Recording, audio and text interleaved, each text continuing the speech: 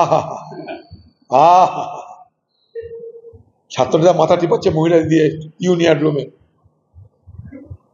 দিদি দেখুন, দিদি বলুন, আপনিও তো একদিন ছাত্রী ছিলেন দিদি, আপনিও তো ইউনিয়ন করেছেন।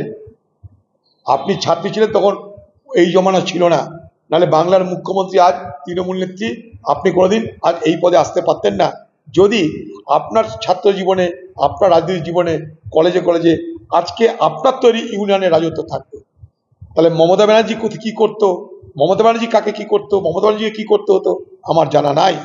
কিন্তু আজ দেখতে পাচ্ছি আমরা, আজকে দিদির জমানায় ছাত্রীদের নেতাদের মাথা টিপতে হচ্ছে, আরো কত কি সুযোগ সুবিধা তাদেরকে প্রদান করতে হচ্ছে, খাতিরদারি করতে হচ্ছে, তারাই জানেন। সে হতভাগ্য বাংলার মা বোনেরা, হতভাগ্য বাংলার ছাত্রীরা, আপনারা নিজেদের এই করুণ অবস্থা দেখে প্রতিবাদে গর্জে উঠুন। আমরা আপনাদের সাথে আছি, এটুকু বলতে পারি।